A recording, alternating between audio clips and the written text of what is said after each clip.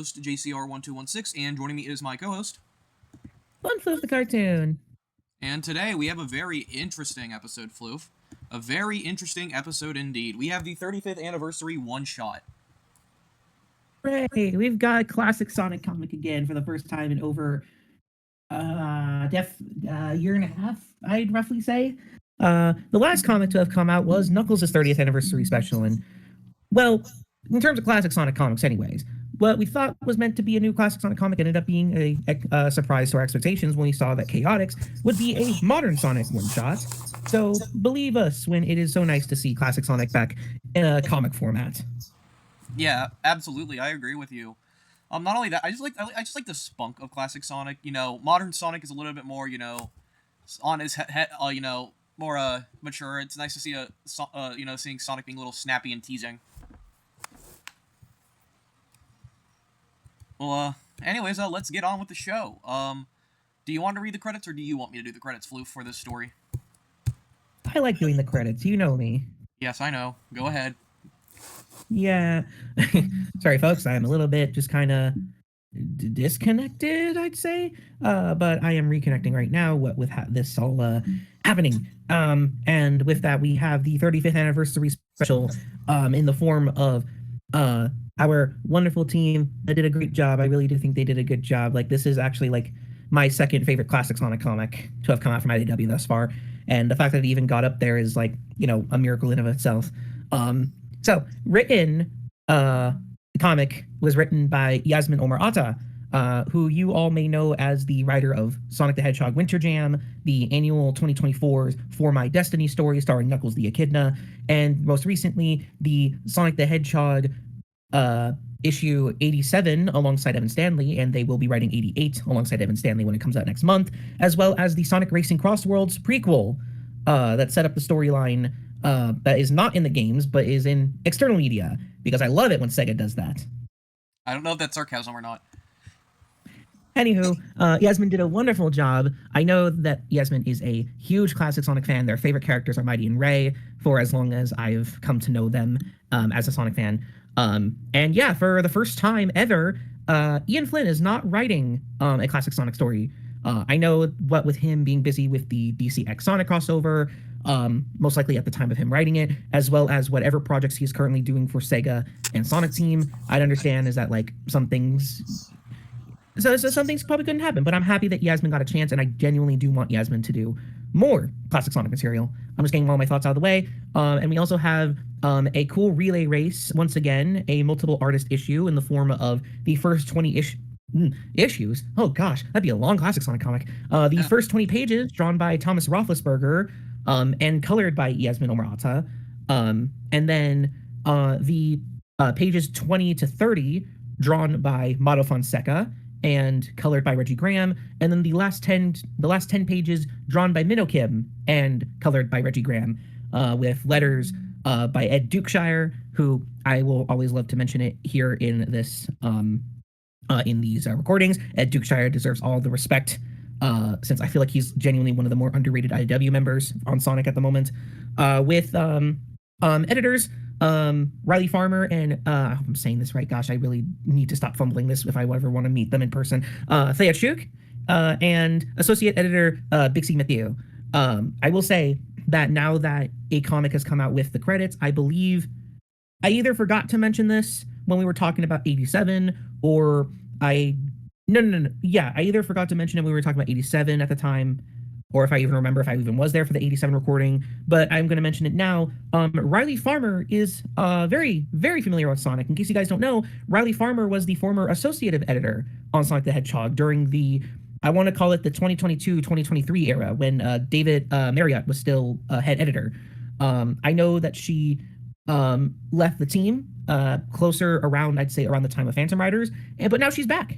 And now she is a full-blown editor alongside Thea. And I have had the chance to actually meet Riley in person. I should have known at the time that they returned to Sonic.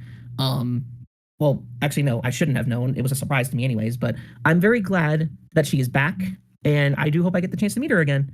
But yeah, all in good fun. And then also a shout out to the production and design, I believe it's production and design manager. It just lists off production and design. Johanna Natalie, who I know is credited in a lot of the Sonic the Hedgehog material by IDW. So yeah. Hooray! Oh, I am so sorry. I completely forgot. I'm a dunce. I really hate when I do this. I really need to, and I also need to make sure I don't slip up when 88 comes around. But mind you, Thomas Roethlisberger did draw the pencils for his pages, but the inks were done by Matt Froez. And I also hope I'm saying that right. Gosh, it should be very, very apparent that if I make one mistake about any of these wonderful artists and creatives that are working on this comic, I must legally say that, I will probably put myself up. For what? No emphasis on that. No emphasis on that. Well, it's called the I'm not podcast even disaster for a reason. I'm not going to explain it whatsoever. Let's just move on. You all are lovely people, in case you're listening into this. Oh, dear God, if they're listening to this. Yeah, let's get them on an interview, Floof. Let's see how that goes. We're not going to mention anything. But yeah, so... So the story kicks off on Angel Island. We see some typical Knuckles and Sonic banter as Amy sees a shooting star in the sky that kind of looks like the inside of that comet meteor looking thing kind of looks like a wisp if you like look at it like really hard. Wait, what? Yeah. Hold on. I don't know if I can take a screenshot without my computer blowing up. This is an episode that I'm recording, folks. So bear with me. Heck, you might not even hear this at all if we have to re-record it. But No, I mean, no. What do you mean by a wisp? I wasn't paying attention to that. the inside of the meteor kind of looks like a blue wisp. It looks like in its eyes.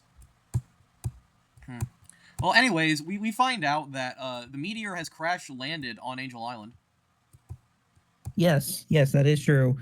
Sonic initially thinks that the meteor wouldn't cause too much harm, but unfortunately, the meteor stays intact upon crash landing, and our lovely adventurers go over to investigate. Yep. And we see them arrive in this little gorge. It's surrounded by a bunch of weeds. Somebody needs to get some weed killer over there. But unfortunately, my guy, Weed Killer is not going to take care of this thing because of the fact that Tails makes the deduction that while the meteor is safe to touch, it is also notable that the meteor is able to create life on its own. However, it needs to draw from other life in order to create it, which is why in the middle of the grasslands on Angel Island, that crater is barren. I like little detail of poor Amy seeing I think that's a shriveled up flower. Poor classic Amy. She's so cute. I want to boop her nose. That's actually very funny to think about, but I think that wouldn't, that wouldn't go. Yeah. Well, anyway, yeah, she'll probably whack me with that big hammer. But we see that Eggman was actually spying in on them. I like the fact that you can kind of see his shadow in the background in the small panel where Amy's taking a quicker look at it. We see a little bit of Eggman in the background. Love that I feel detail. I wasn't paying attention to that in particular. Bravo, Vince. If you know that reference, you know that reference. We see Eggman yoink it out of Tails' hands, and we see the fact that Eggman is just going into this being entirely reckless, as usual, saying that the energy spike means that it could be the last piece of his perfect plan. And very much he goes off on his way, fleeing from Angel Island, and so everyone's got to go after him. And despite the fact that Knuckles is also coming along, he made sure to hide the Master Emerald, and he put it in a dog crate. Yeah. Put it in a dog crate. I love the fact that Knuckles, I cannot believe we had a cutaway gag in a Sonic comic. It's hilarious. However, to cut off Amy's thought of the Master Emerald being hidden, they are squared up against Eggman's latest base of operations, which looks like the Washington Monument. Yeah, it's this obelisk sort of building that Eggman has constructed, surrounded by egg generators, electrical interference that is not cool. Mostly because of the fact that a lot of the trees have been dug up. The animals are nowhere to be seen, and to make matters worse, the interference is messing with the tornado. And Tails flies how an actual 8-year-old will probably fly. And that leads to the fact that they have to make an emergency landing or a emergency crashing, according to Knuckles. And one part about the story that I do enjoy is the fact that it does go back to that machines versus nature thing that Sonic was about from the very beginning. And then we see these wannabe light bugs. That's what we call it over here in the South. Sure, you anyways. What do you call them? By their actual name. we see So anywho, yeah, we see Sonic, Sonic Tails, in the Amy, and Knuckles. words. Here we No. go. Yep. It's called the podcast So, disaster for a reason, folks. So upon crash landing and also interrupting Tails, a lot of things tend to interrupt everybody. Hotaro badniks have shown up in hordes in order to blast Sonic and his friends out of the desert ground. It looked like a desert to me at first, but I think it just might be barren ground, like what happened to Angel Island. But still, either way, the Hotaro badniks, yes, these are the Lightbug Fireflies from Sonic's CD, mind you, from Stardust Speedway, and they are going after them. But they are able to go off of where Eggman flew into from his Eggmobile and went into the quote-unquote entrance. And so, after that, they all follow Eggman, and they end up somewhere interesting. They jump Dark in his teeth. Red. Oh, hey, is that Metal Sonic? Yeah, that is the Metal Sonic. He's being held up like a toy crane. By a toy crane, it looks like. That's a lot of hands. Eggman has installed Metal Sonic into a device of some kind, in which Eggman then goes along with telling his plan to everyone. And now that he has the meteor in his hands and installs it into the machine, Eggman is, well, he's pretty much had enough. I mean, you can say that for all the other times he's fought against Sonic, but he's had enough. Knuckles, Amy, all of them, they're wondering how this is any different to all the other times that they have trashed Eggman's plans. And Eggman is aware of that. Various circumstances gets in the way of his incredible genius. And he wonders if all of the compiled data from his previous efforts ran simulations and comes up with the ultimate world domination plan, then that leaves no chance, no room for error or randomness, mostly from Sonic and his friends. Would he not have the perfect idea in mind for a path to a proper Eggman empire? And he's fed all of those simulations into Metal Sonic. But unfortunately, Metal Sonic can't really run those simulations because he's been powered off for whatever reason. My guess has always been of the fact that it might have been from a previous adventure, of course. I mean, after all, from all we know, Metal Sonic's last appearance could have been, I don't know, Superstars or something of the like, or a previous adventure or something of the like. We don't exactly know what happened to Metal Sonic, but it's classic Sonic. We're not supposed to be thinking about that. That's for modern Sonic. Anyway, Eggman is trying to repower Metal Sonic. In fact, all the generators outside the base were because of Eggman in order to power Metal Sonic again. And also shout out to the Sonic 2 Grounder Badnik and the Sonic 3 Hey-Ho Badnik, mind you. It's very, very nice to see. I very much like the Badnik uses in the comics. It's like one of the main things that keeps me going with this series. I just love it. I like Eggman's robots. And, well, yeah, Tails wonders how the meteor fits, and again, Metal Sonic hadn't woke up despite the generators, and no amount of energy seems to be enough for his plan. Heck, Eggman knows that the Chaos Emeralds could do some good in reviving Metal Sonic, but he's only been able to find one, and mind you, merely using one of the Chaos Emeralds is powerful enough.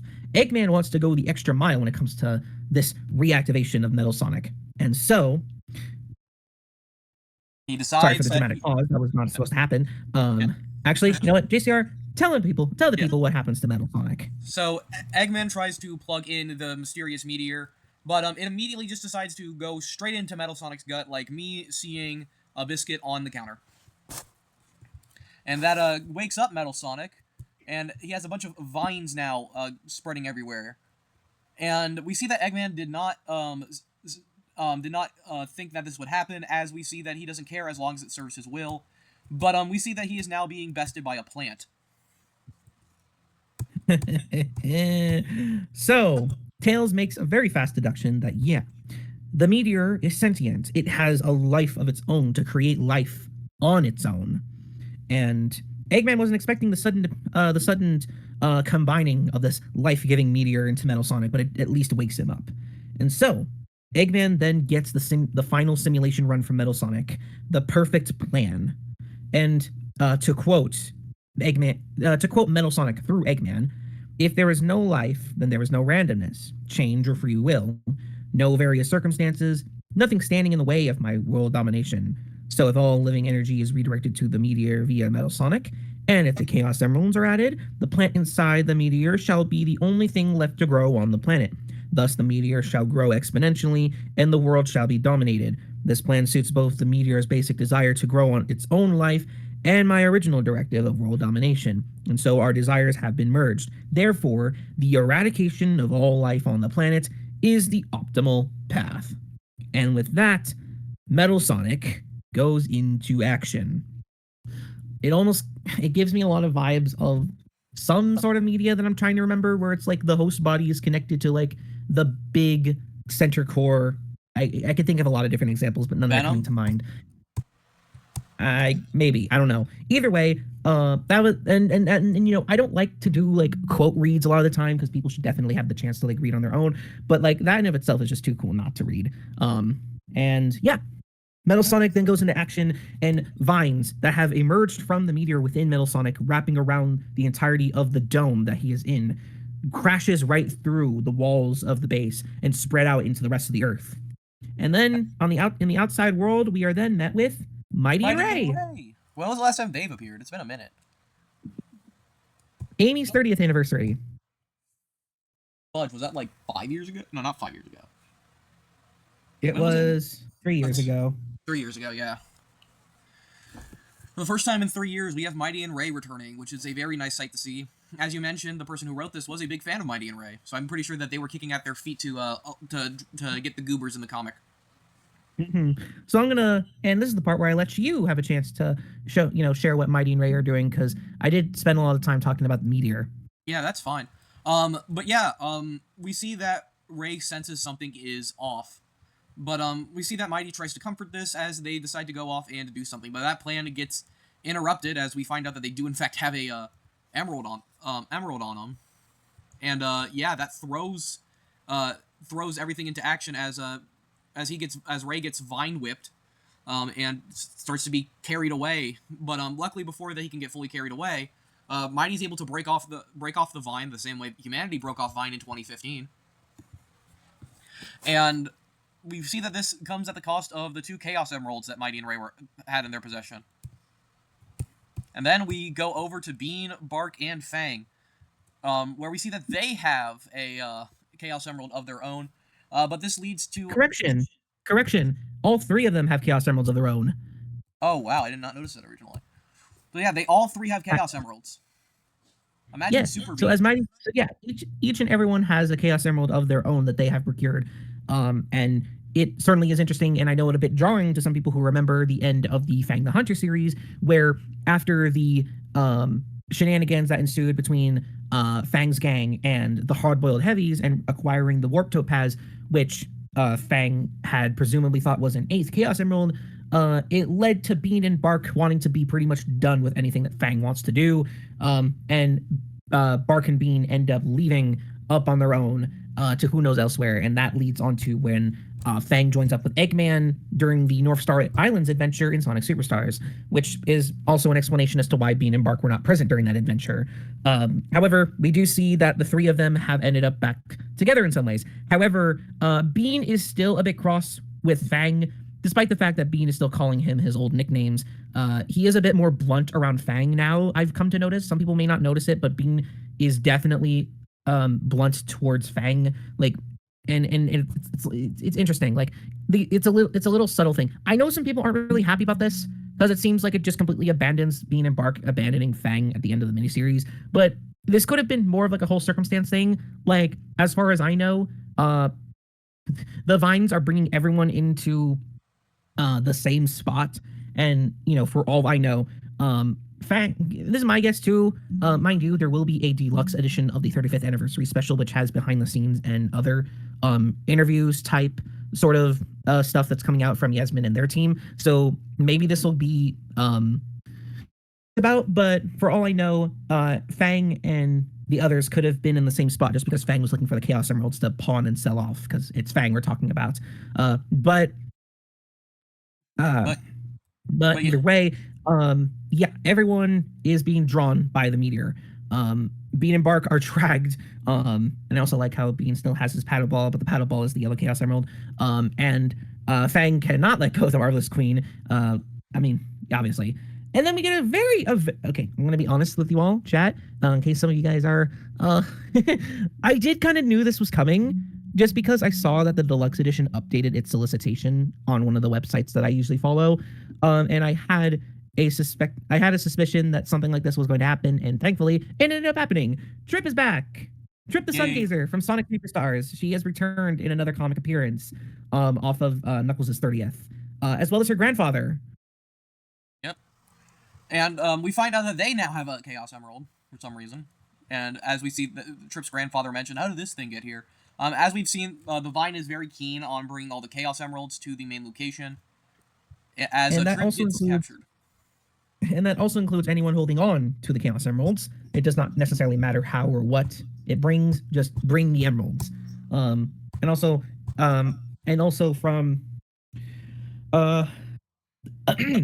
sorry, excuse me, didn't mean to. Basically, I'm trying to remember. Yeah, because Trip has the Cyan Emerald, and I was going to say that since it was on the North Star Islands, that could have meant that the Emerald powers could have come into play. However, the Vines wouldn't have definitely given Trip a chance to activate it, and also the Cyan Emerald gives the Water Emerald power. So I don't exactly know how that would have worked, considering that they're in Speed Jungle of all places. And yes, I can tell that that's Speed Jungle, simply due to the ground below them. I'm very, very aware of certain things from Sonic. It's very fun. Anywho, yeah, now we turn our attention back to the base as the emeralds are being pulled to the base, and the vines are going faster, bigger, everywhere. Vine being everywhere like it's 2015.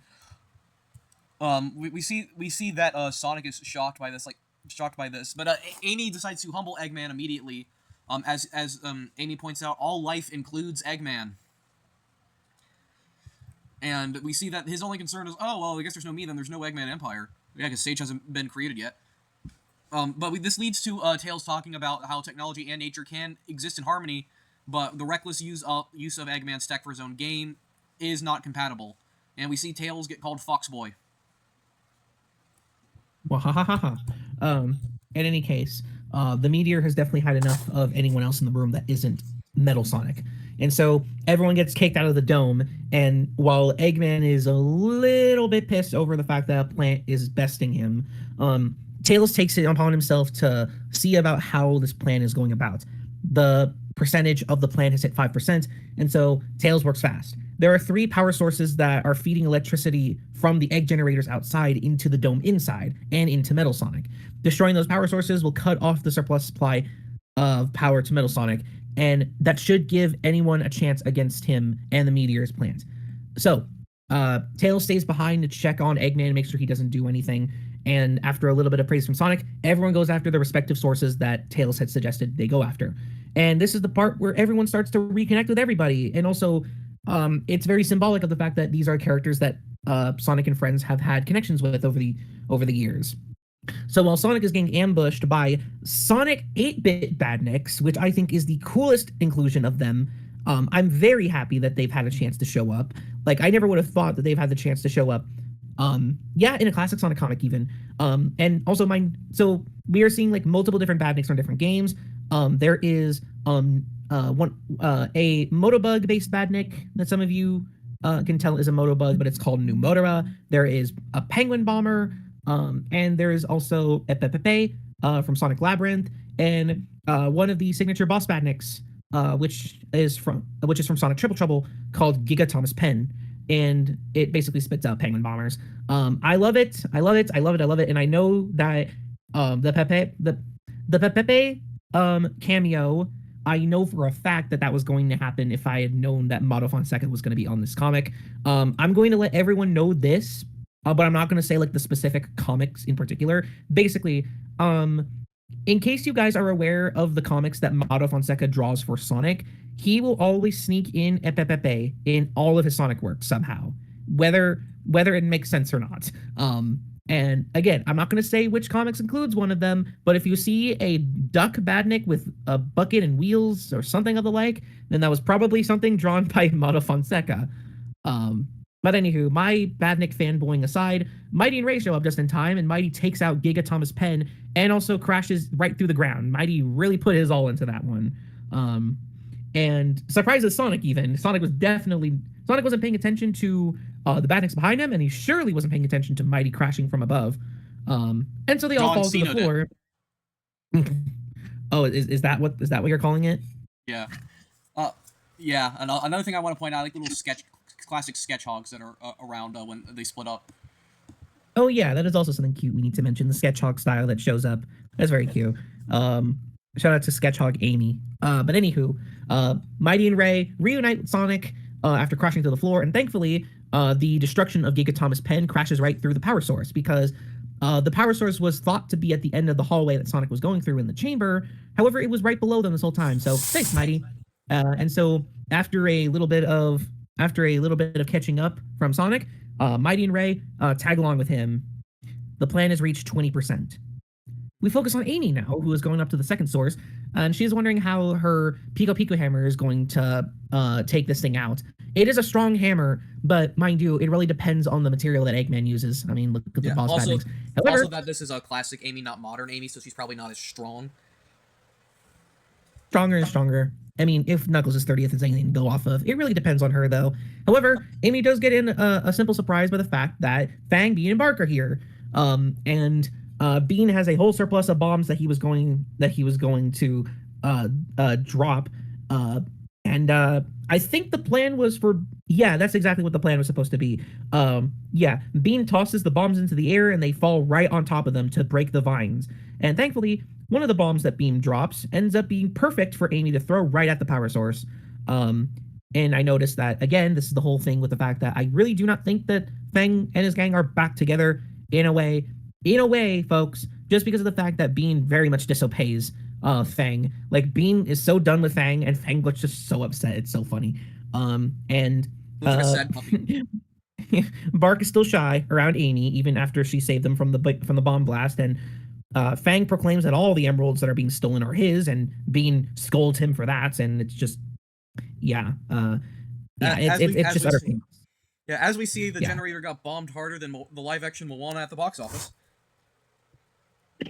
Wow, you really went with that one, didn't you? Yeah. Yeah. And then, we see the vines are growing more and more around the Earth. The plan has reached 40%. And we see Knuckles now have to try to do it, and I'm pretty sure that this is the hardest part of the entire comic for anyone to do. Knuckles just punches it. Yeah, Knuckles just takes it out pretty easily. However, he does end up getting he does get his back defended, quite literally, as Trip swoops in and stops him from getting pummeled by a ladybug, another super badnik from the classic era. This is one of the bosses from Sonic 2 8-bit. No, wait. No, this is No. This is one of the bosses from Sonic Chaos. Apologies about that. I'm trying to make sure I keep everything in check here. But yes, again, it is very, very cool to see all these badniks show up. And while Trip is happy to see Knuckles again after their whole training back during the events of Knuckles' 30th, Trip is swooped away, and even the ladybug is confused by the matter. The vines are growing more around the mainland. The plan has reached 60%. And this is where we get a nice hero wide shot that will probably be the thumbnail for the episode. We see all of them have the Chaos Emeralds, and we see how they're very confused about it. But then we see Eggman almost tries to get away with stealing one of the Chaos Emeralds, but Knuckles catches us. But we end up seeing that all they have left to do now is deactivate Metal and take away the meteor so the plant can't keep growing. We see that they decide to give all the Chaos Emeralds to Sonic so he can go super, which is very cool to see. I love the fact that we just see the emeralds just like hovering around him and then the door closes. Yep. So while everyone has managed to procure the Chaos Emeralds, as well as Eggman also having one of his own, and everyone needing to fend off against the badniks, everyone is going to make sure that they got Sonic's back. Well, Sonic goes in and takes care of Metal Sonic. And with the plan at 75% and the vines having overgrown within the dome, Sonic tries to call out to Metal, in his own way anyways. He knows that everything's happening because of the meteor, but just like the meteor, it'd be cool if Metal Sonic figures out some kind of life of his own. And heck, if that were to happen, he can hang out with all of Sonic and his friends, and Sonic could be racing with him like they usually do, or just be rivals like him and Knuckles, instead of hanging out with Eggman all the time. But unfortunately, this is not that kind of story where we try to pinpoint how Metal Sonic feels about his loyalty to Eggman, which is heavily embedded into a CPU. So Sonic realizes that it's you It's know no use. it was worth a shot to get anywhere close to Metal Sonic and also to like disconnect him from the meteor on his own, but Metal Sonic doesn't want any of that. And so, by the power of the meteor and Metal Sonic, and by the power of the Chaos Emerald surrounding Sonic, oh my god. We get A meteor Metal Sonic. And for the second time in IDW history, Supersonic. Wait, is this actually the first time we've seen Supersonic since the Metal Virus? Yes. Wow. That's like 5 years ago. And the first time ever for Classic to go super. The plan is reaching to its fullest extent, 91%, while Hotaru and Needlenose Badniks go to swarm Metal Sonic and Supersonic. Ray, Mighty, and Amy go up and they do their thing in order to take out all of the ambushing Badniks. And everyone knows that Sonic is able to get around and take care of Metal Sonic on his own. So everyone cheers him on.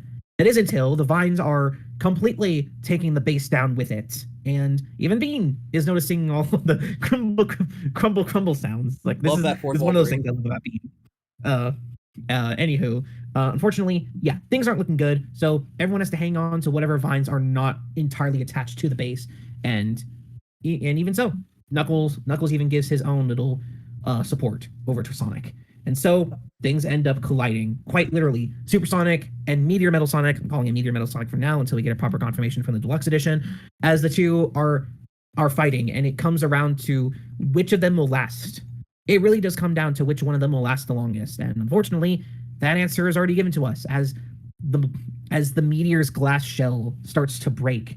And upon the final fracture, the meteor is destroyed. The plant inside dies with one final explosion. Supersonic has also been relieved of the Chaos Emeralds, and everyone is back to their base form. Metal Sonic holds on to the crumbling remains of the base and accidentally catches Sonic, or Sonic accidentally catches Metal Sonic's arm, and Metal Sonic ends up being a total. Wait, can I say that right now? Yes, you can. No? Okay. You can say it. Well, that's not what Backstage is telling me. Anyway, Metal Sonic. Let me see if I can try to be. Let me see if I can be at least PG-13. Metal Sonic is a. He takes notice of the fact that Sonic grabs onto him, and he's having none of that. So he ends up being a total jackass and drops Sonic to the floor, all the way from the top of the building, which I think is very funny. But thankfully, Sonic's fine. Mostly because he's landed on his face multiple times before, but also the fact that the vines break his fall. And so with everything being destroyed, Sonic and everyone starts to head on out.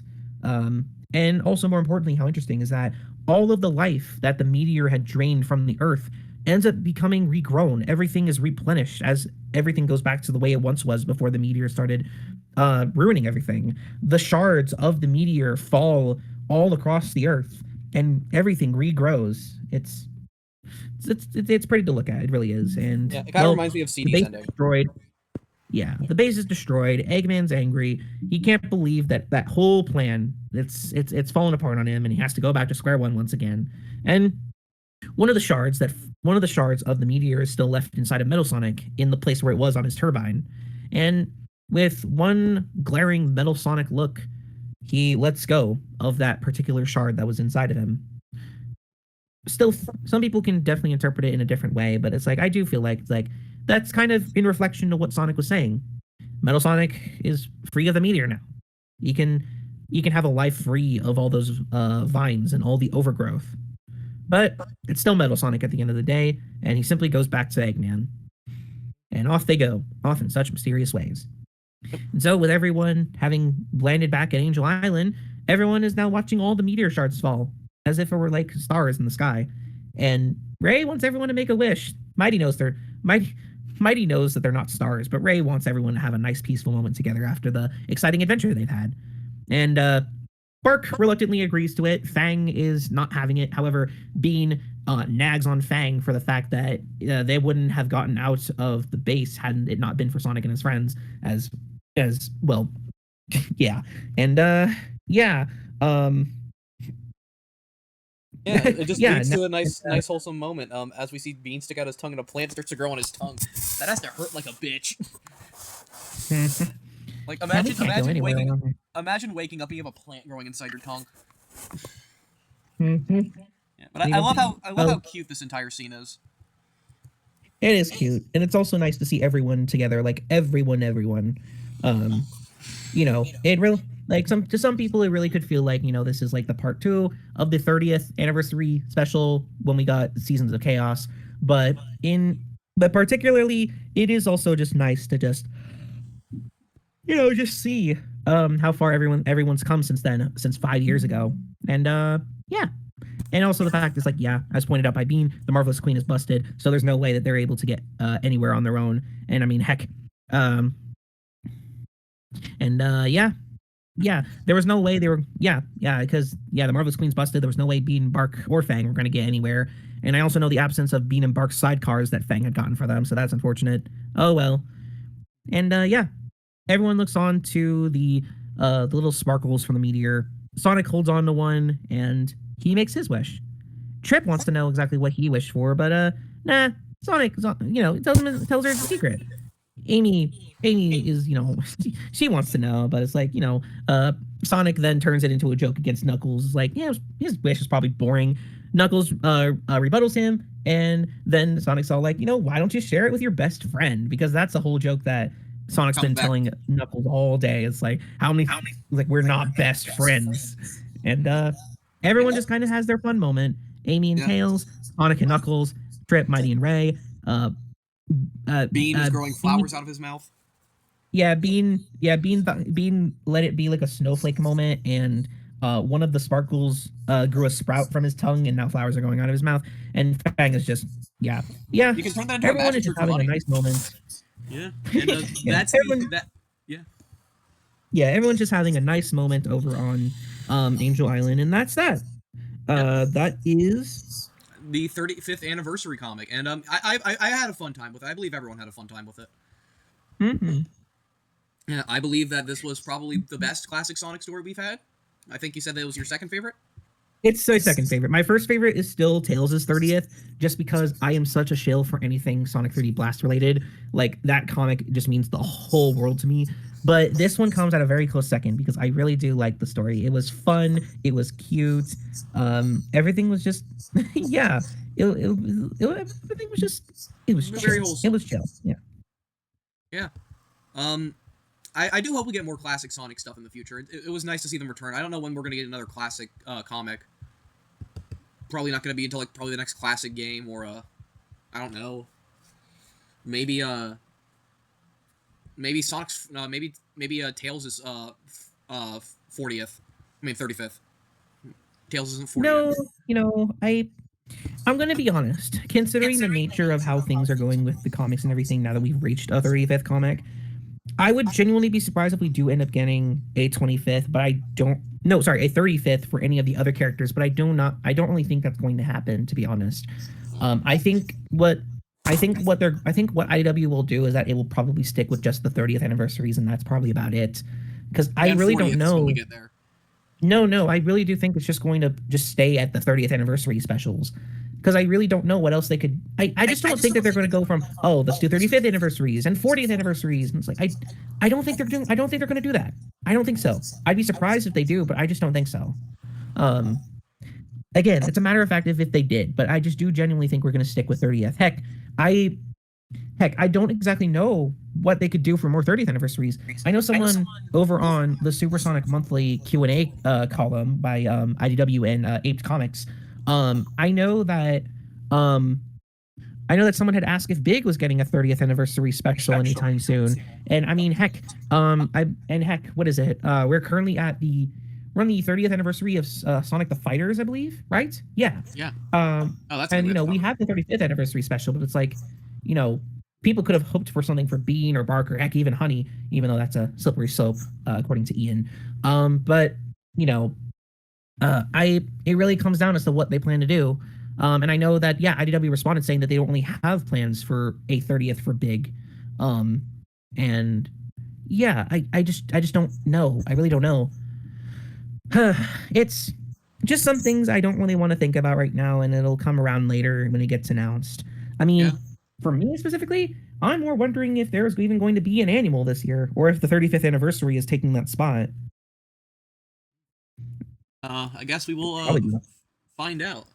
Speaking of which, I think we have found the end of this episode of the Podcast of Disaster. As always, thank you for watching, and remember to be good to yourselves, others, and mothers, and we will see you next time. Cheers, everybody. Bye, everybody. Here's a little bonus content from our co-host Lord M, who unfortunately couldn't be there when we recorded, but he has decided to take the pleasure of recording his own thoughts on the 35th anniversary comic. So, here's some extra bonus content. Hello, it's me, Jordan. I'm here to share my thoughts on the 35-year anniversary one-shot comic of Sonic the Hedgehog. I'm going to try to keep it short because I want to focus only on the stuff that is important for me. So, without further ado, let's begin. We start with, in the classic era, with classic Sonic, Amy, Knuckles, and Tails in Angel Island. They're all spending time together until a meteorite drops into the island and it creates life, more specifically plant life. And honestly, I don't think we haven't saw something like this before, and it quite is interesting. But of course, we don't have time to analyze everything because Eggman appears and starts doing his shenanigans, where Sonic and his friends go after him, and they get attacked by Eggman robots. More specifically, the Sonic CD ones, the little light bulb fellas. I forgot the name. I'm sorry. I am LARPing. But yeah, they go after them. So I want to point this out. I like the using classic enemies like the little light bulb fellas because normally when it comes to the classic stuff, sometimes they use the little bee bots or the little motor bots, which kind of tired. Or sometimes you see the crab or the monkey, but this time they use the little light bulbs, fellas. So it's nice. Oh well, they avoid the enemy. They get inside and they find Eggman ready to drop his plan of world control using Metal Sonic and giving this new meteorite to Metal Sonic, which it sparks something different. He turns against them, of course. So Metal Sonic start fighting the heroes, and then we see Mighty and Ray back at it again. they have two Chaos Emeralds, and well, they decide to go after whatever this one thing. And then we have the hooligans, also have Chaos Emeralds. The hooligans being Fang, Bark, and Bean, the Dynamite. And then we see Trip with her Chaos Emeralds, and she gets taken too. I have to say, it's nice to see all this group again, especially Mighty and Ray. They're kind of my favorite. I'm not saying out of bias of me voicing Ray, but it doesn't matter. But yeah, it's nice to see them. Also, I thought the Fang no longer worked with Bean and Bark because Superstar. I thought he just screw these guys. I'm gonna work alone. But no, it seems he's still friends with them. So hey, that's nice. And then we have Trip with his I don't remember the name of his elder, but it's good to see her too. This is I think the second time she show up or the third time she show up in a comic. If I'm wrong, please correct me. But yeah, back with our heroes. Metal Sonic is still powering up using the plants to buy himself time, and then we have Sonic and Mighty. We have Sonic being ambushed by the Eggman robots and Mighty coming out from the top row to help him. We have the little reunion of Mighty, Ray, and Sonic, and they start working together.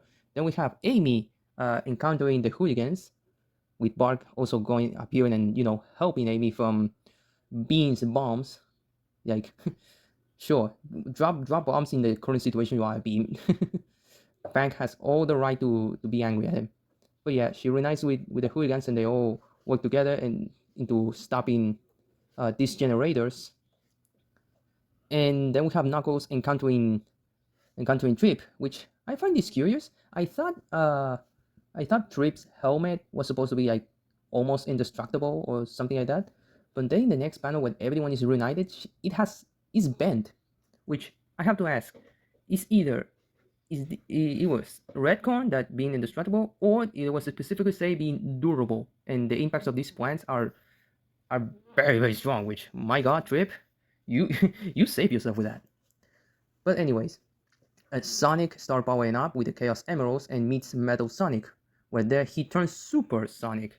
I don't know if this is the first time or there were previous times where we see classic Super Sonic, and he's going to fight Metal Sonic, which he also is in a power-up state. I don't know how we should call this, because it's not a super form, but it has the same power to literally go toe to toe against it. So if you guys have a name for it, I would like to hear it.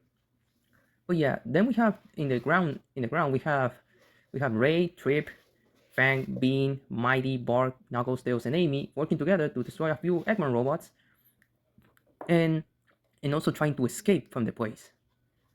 After a quick clash between Sonic and Metal, the meteorite explodes, and well, both Sonic and Metal start to fall, where Metal catches Sonic but then drops him. Because, yeah, why am I saving you? But yeah, after the fight, we see all the shards of the meteorite start falling into the ground, giving new plant life.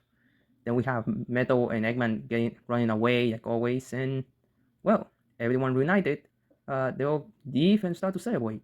We have the hooligans, Mighty, Ray, Trip celebrating with Sonic and his friends, which I think this is one of the few times they are actually cool and they don't try to do anything nefarious like in previous times where, Fang just says, you know what, I'm not doing this, and start doing bad things, like it's always do. Overall, I like this comic. It's very enjoyable.